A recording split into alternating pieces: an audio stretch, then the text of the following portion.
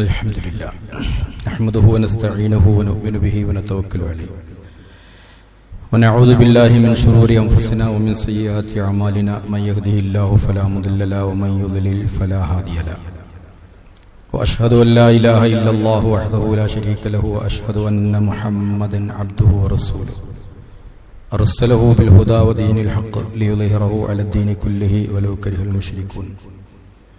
يا أيها الناس اتقوا ربكم الذي خلقكم من نفس واحدة وخلق منها زوجها وبث منهما رجالا كثيرا ونساء واتقوا الله الذي تساءلون به والأرحام إن الله كان عليكم رقيبا.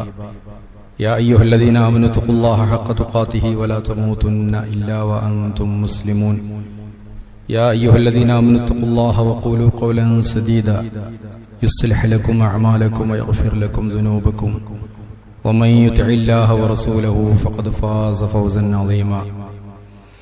ثم أما بعد فإن خير الحديث كتاب الله وخير الهدي هدي محمد صلى الله عليه وسلم وشر الأمور محدثاتها وكل محدثة بدعة وكل بدعة ضلالة. أيها الإخوة المؤمنون أوصيكم بتقوى الله. أعوذ بالله من الشيطان الرجيم. يا أيها الذين آمنوا إذا نودي للصلاة من يوم الجمعة فاسعوا إلى ذكر الله وذروا البيع ذلكم خير لكم إن كنتم تعلمون. ബഹുമാനമുള്ള മുഅ്മിനീങ്ങളെ മുഅ്മിനാത്തുകളെ, തഖ്വ ഉള്ളവരായി ജീവിക്കണേ എന്ന് വസിയ്യത്ത് ചെയ്യുകയാണ്. ഓരോ മതത്തിന്റെ അനുയായികൾക്കും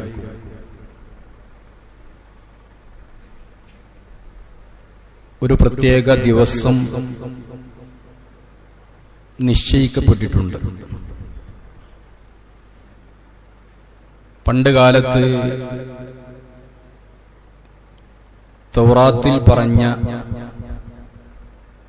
ഒരു ദിവസമാണ് ശനിയാഴ്ച ദിവസം യഹൂദികൾ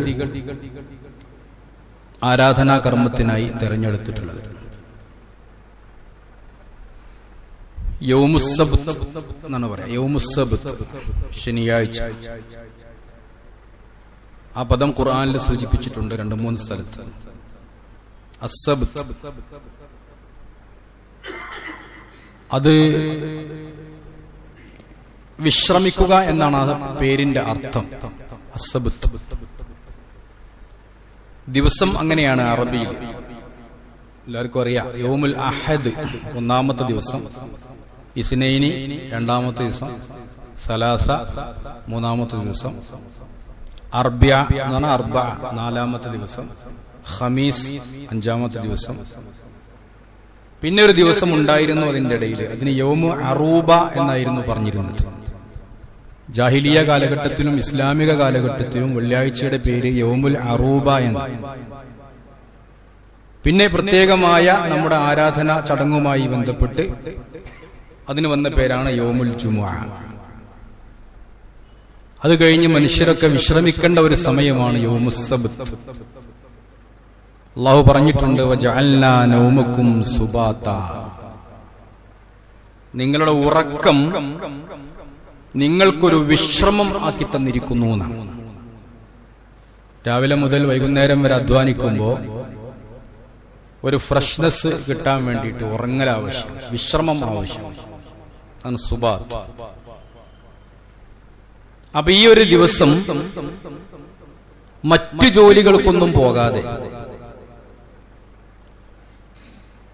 ചില പ്രത്യേകമായ ആരാധനാ കർമ്മങ്ങൾ ചെയ്യണമെന്ന് കൽപ്പിക്കപ്പെട്ടിരുന്നു യഹൂദികൾ. അതിന്റെ ഭാഗമായിട്ടാണ് അവര് സബ്ത് ആചരിക്കുന്നത്. അറബിയിൽ സബ്ത് എന്ന് പറയുന്നത്.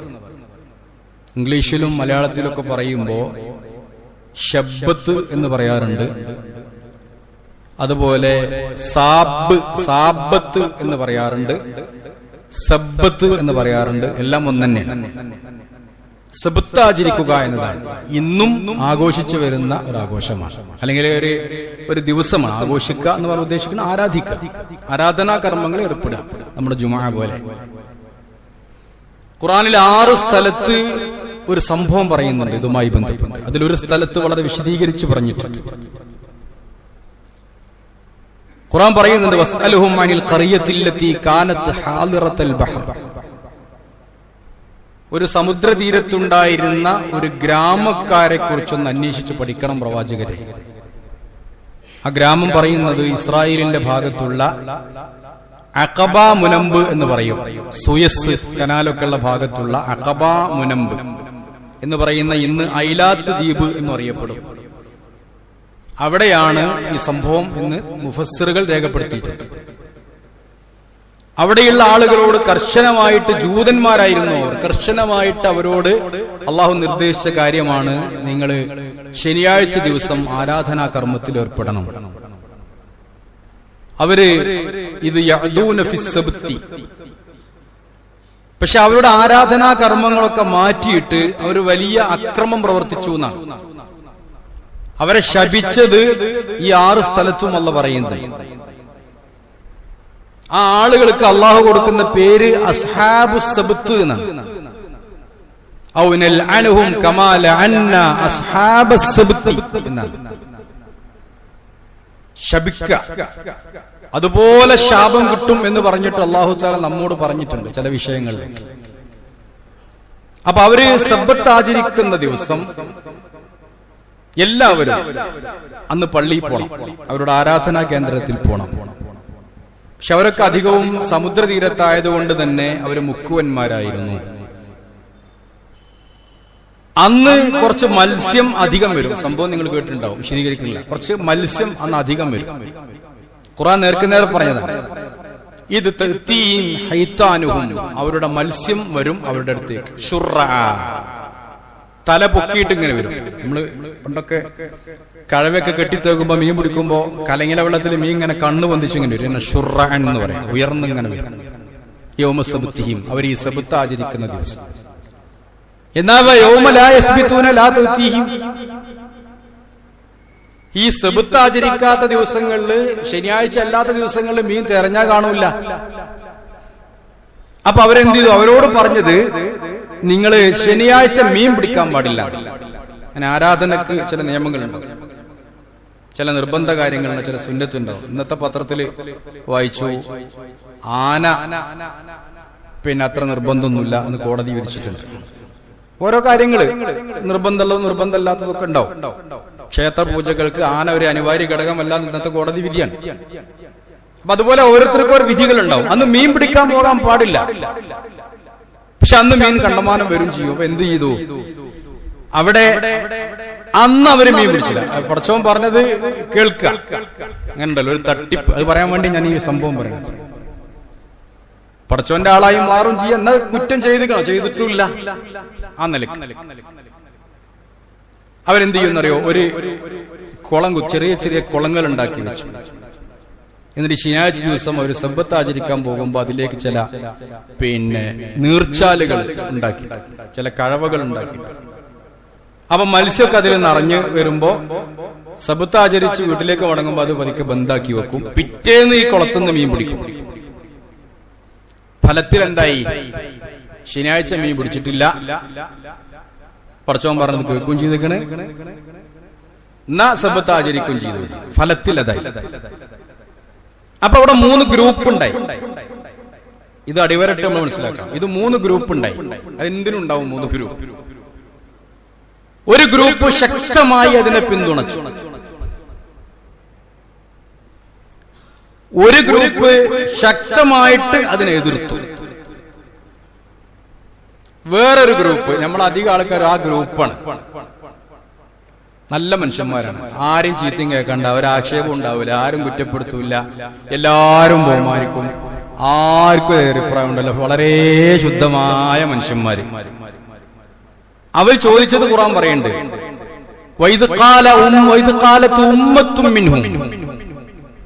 അതെന്നൊരു വിഭാഗം ആളുകള് പറയാണ്, എന്ത്? ലിമ തഅലൂന ഖൗമ, ആരോട്? ചെയ്യുന്നവരോടല്ല, ചെയ്യുന്നവരെ എതിർക്കുന്നവരോട്. ലിമ തഅലൂന ഖൗമ, നിങ്ങൾ എന്തിനാ ഈ ഖൗമിനെ വെറുതെ ഉപദേശിക്കാൻ പോകുന്നത്? അല്ലാഹു മുഹ്ലികുഹും, അവർക്കുള്ളത് അള്ളാഹ് കൊടുത്തോളും. നിങ്ങൾ എന്തിനാ അതിൽ ഇടപെടുന്നത്? നിങ്ങൾ നല്ല മനുഷ്യന്മാരിങ്ങനെ നിന്നൂടെ? സോപ്പിട്ടിങ്ങനെ നിന്നാലേ, എല്ലാരും സോപ്പിട്ടിങ്ങനെ നിന്നാ ആരും എതിർപ്പുണ്ടാവില്ല. ഔ യുഅദ്ദിബുഹും അദാബൻ ശദീദ, ഇല്ലെങ്കിൽ അവർക്ക് ശിക്ഷ കൊടുത്തോളും. അതുകൊണ്ടൊരു മൂന്നാം കക്ഷി. ഇത് സൂക്ഷിക്കണം കേട്ടോ, വലിയ അപകടമാണ്. ഇസ്ലാമിൽ നന്മ കൽപ്പിക്കാനും പറയുന്നുണ്ട്, അതേപോലെ തന്നെ തിന്മ വിരോധിക്കാനും പറയുന്നുണ്ട്. പലപ്പോഴും നമ്മൾ മാറി നിൽക്കുന്നത് ആ ഒരൊറ്റ വിഷയത്തിലാണ്. ലോകത്തെല്ലാവരും നന്മ കൽപ്പിക്കുന്നവർ തന്നെയാണ്, പക്ഷെ തിന്മ വിരോധിക്കുന്നവർ വളരെ കുറച്ച് ആളുകളുണ്ടാവും. അത് കുടുംബത്തിലാണെങ്കിലും സമൂഹത്തിലാണെങ്കിലും സംഘടനയിലാണെങ്കിലും ഒക്കെ കുറച്ച് ആളുകളുണ്ടാവും. ശക്തമായ തിന്മ വിരോധനം അവർ നടത്തിയെന്നാണ്. അവസാനം അവരെ അല്ലാഹു തആല കുരങ്ങന്മാരാക്കി മാറ്റിയെന്ന ഖുർആൻ പറയുന്നു. കൂനു ഖിറദതൻ ഖാസിഈൻ, നിങ്ങൾ നിന്ദ്യരായ കുരങ്ങന്മാരായി മാറുക എന്ന് അല്ലാഹു അവരോട് പറഞ്ഞു. അതിൽ ഖുർആൻ പറയുന്ന ഒരു കാര്യമുണ്ട്, ഫലമ്മാ നസൂ മാ ദുക്കിറൂ ബിഹി, അവരോടുള്ള ഉപദേശം അവർ മറന്നപ്പോൾ, ശനിയാഴ്ച മീൻ പിടിക്കരുതേ എന്ന ഉപദേശം അവർ മറന്നപ്പോൾ, അൻജൈനല്ലദീന യൻഹൗന അനിസ്സൂഇ, ഈ ചീത്ത വിരോധിച്ച ആളുകളെ മാത്രം രക്ഷപ്പെടുത്തിയെന്ന്.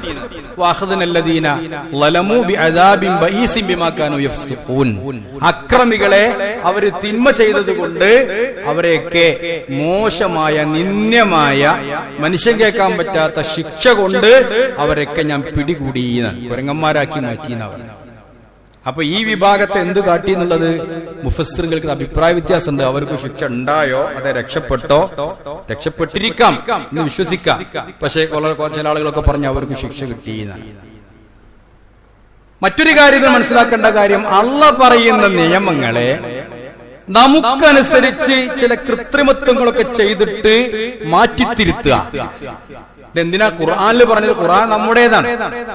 നമ്മുടെ ഖുർആനിൽ ഈ കാര്യം പറഞ്ഞത് എന്തിനാ അറിയോ? മുഹമ്മദ് നബിയുടെ ഉമ്മത്തിനെ അല്ലാഹു തആല ഒരിക്കലും നേർക്ക് നേരെ ആക്ഷേപിച്ചിട്ടില്ല. അത് അല്ലാഹു ചെയ്ത ഏറ്റവും വലിയ അനുഗ്രഹം. ബനു ഇസ്രായേലിനെ ആക്ഷേപിച്ചതുപോലെ, ജൂതന്മാരെയും നസ്രായനെയും ആക്ഷേപിച്ചതുപോലെ ഖുർആനെ ഒരിക്കലും മുസ്ലിമീങ്ങൾ ആക്ഷേപിച്ചിട്ടില്ല. വളരെ മാന്യമായ ശൈലിയാണ് പരിശുദ്ധ ഖുർആൻ സ്വീകരിച്ചത്. മുഹമ്മദ് നബിയോടുള്ള ആദരവ്. ഖുർആനിൽ ഒരിക്കലും മുഹമ്മദ് നബിയെ പേരെടുത്ത് വിളിച്ചിട്ടില്ല. യാ മുഹമ്മദ് എന്ന് ഖുർആനിലില്ല. യാ ഈസ എന്നുണ്ട്, യാ മൂസ എന്നുണ്ട്, യാ ലൂത്ത് എന്നുണ്ട്, യാ ഹാറൂൻ എന്നുണ്ട്, ഒക്കെ ഖുർആനിലുണ്ട്. പക്ഷേ യാ നൂഹ് ഖുർആനിൽ പറഞ്ഞിട്ടുണ്ട്, യാ മുഹമ്മദ് എന്നില്ല. കാരണം റസൂല. യാ അയ്യുഹർ റസൂൽ, അല്ലാഹുവിന്റെ റസൂലേ. അന്നബിയു ഔലാ ബിൽ മുഅ്മിനീൻ, അന്നബിയു അങ്ങനെ പരിചയപ്പെടുത്തി. വമാ മുഹമ്മദുൻ ഇല്ലാ റസൂൽ എന്ന് പറഞ്ഞിട്ടാ പരിചയപ്പെടുത്തിയത്. ഒരിക്കലും നേർക്ക് നേരെ സംബോധന ചെയ്തിട്ടില്ല. അതുകൊണ്ട് തന്നെ നമുക്കുള്ള ചില ശിക്ഷകൾ വരും എന്ന് നമ്മളോടല്ല ഖുർആൻ പറഞ്ഞിട്ടുള്ളത്. നേർക്ക് നേരെ പറഞ്ഞാൽ അത് ബനു ഇസ്രായേലിനോടാ പറഞ്ഞിട്ടുള്ളത്. മസലുല്ലദീന ഹുമ്മിലു തൗറാത സുമ്മ ലം യഹ്മിലൂഹാ കമസലിൽ ഹിമാരി യഹ്മിലു അസ്ഫാറാ. വേദഗ്രന്ഥങ്ങൾ കിട്ടിയിട്ട് അതനുസരിച്ച് ജീവിക്കാത്തവര് ഗ്രന്ഥം ചുമക്കുന്ന കഴുത പോലെയാണ് എന്ന് യഹൂദികളെ പറ്റി പറഞ്ഞത് നമ്മുടെ ഖുർആനിലാണ്. നേർക്ക് നേരെ നമ്മളെ കുറിച്ച് പറയാത്തത് കൊണ്ട്. ഇത് അല്ലാഹ് പറഞ്ഞിട്ടുണ്ട്, പിന്നെ മസലുല്ലദീന കദ്ദബൂ ബിആയാത്തിൽ. എത്ര മോശമായ ഉദാഹരണമാണ്. അതുകൊണ്ടാണ് ഇവിടെ എന്താ ഉദ്ദേശിക്കുന്നത്?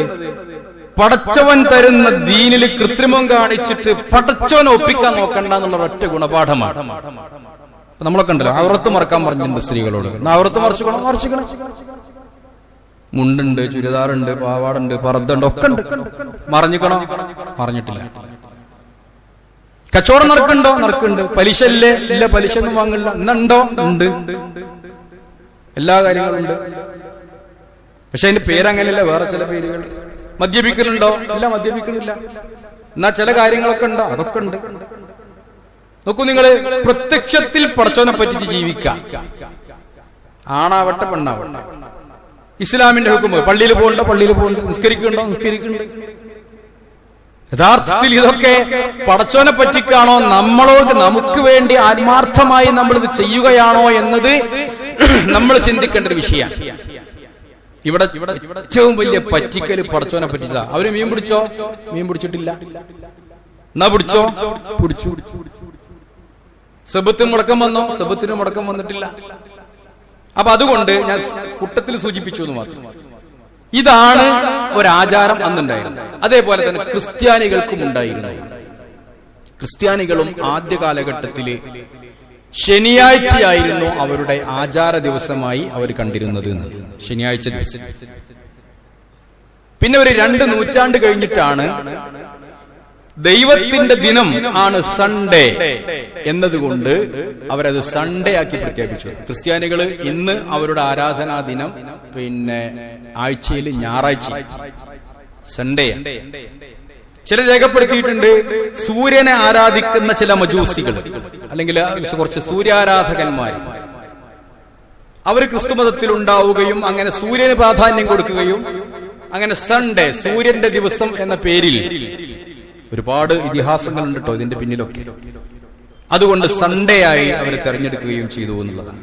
എന്തായിരുന്നാലും അതൊക്കെ യേശുവിന് ഈസാ നബിക്ക് ശേഷം വന്ന ചില കാര്യങ്ങളാണ്. അപ്പൊ അവരിപ്പോ ഇന്ന് ഞായറാഴ്ച ഇതുപോലെ ആചരിച്ചു വരുന്നു എന്നുള്ളതാണ്.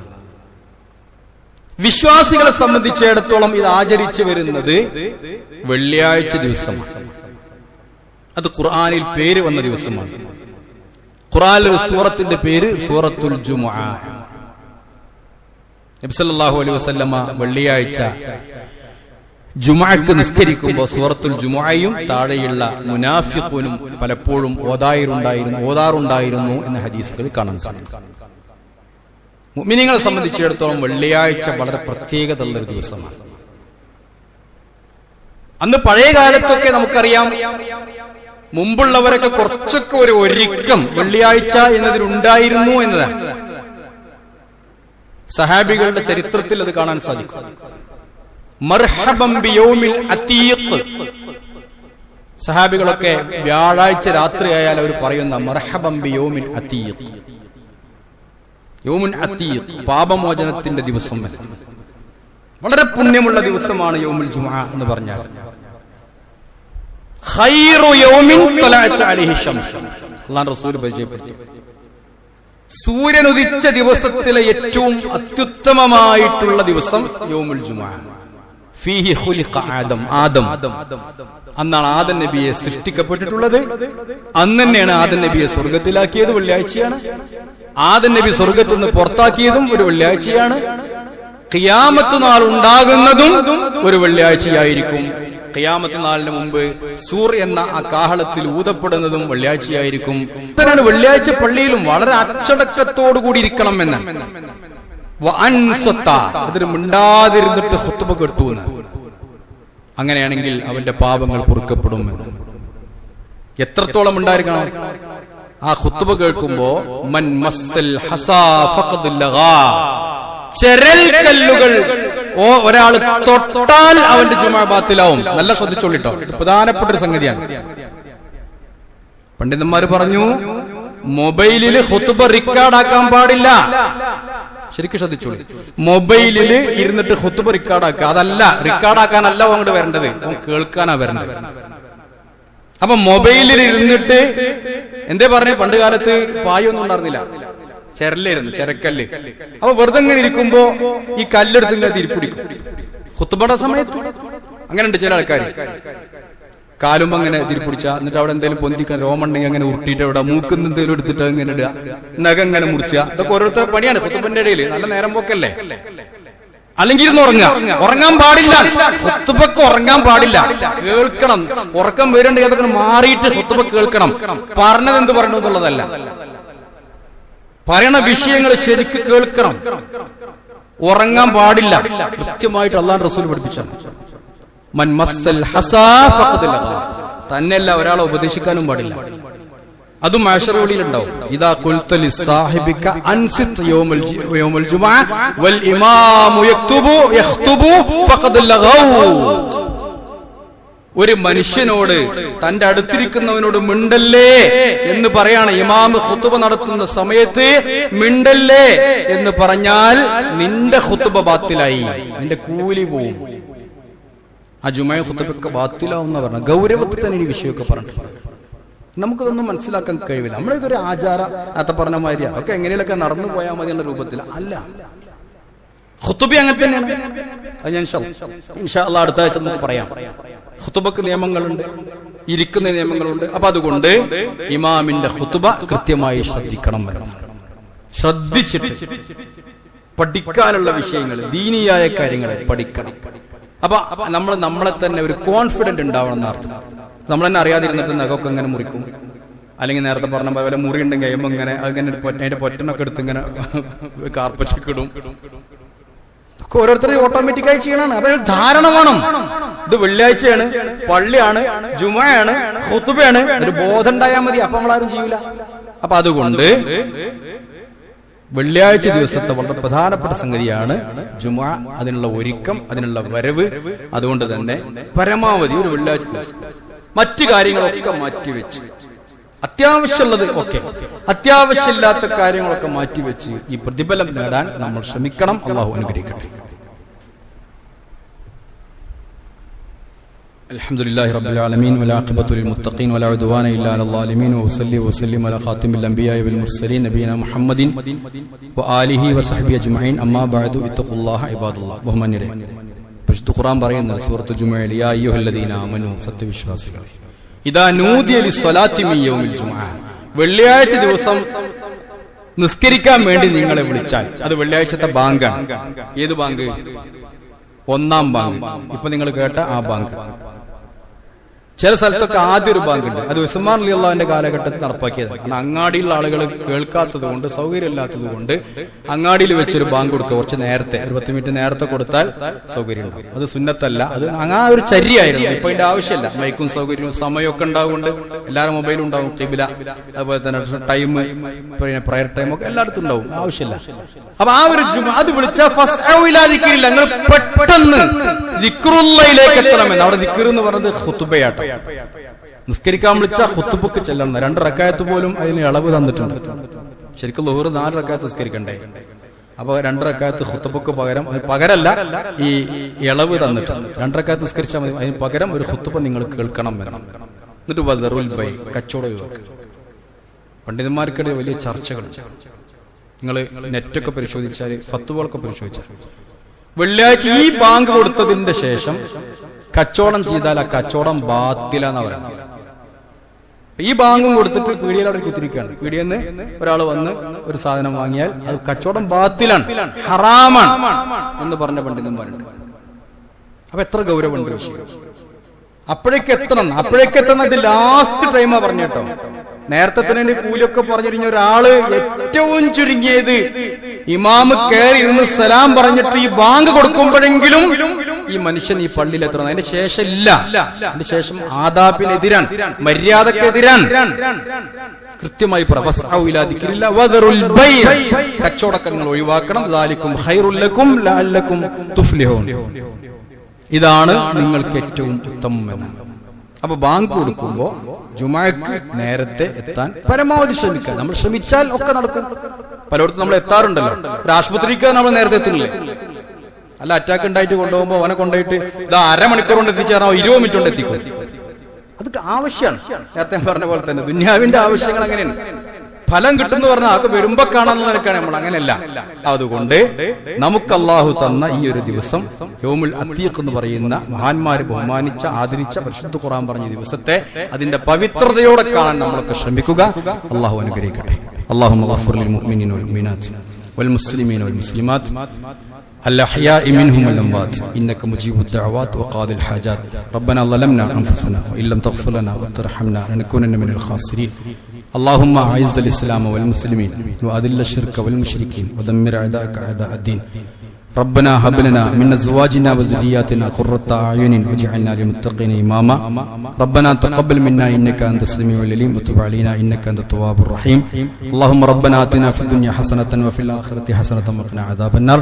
ربنا اغفر لنا ولإخواننا الذين سبقونا بالإيمان ولا تجعل في قلوبنا غلا للذين آمنوا ربنا إنك رؤوف رحيم.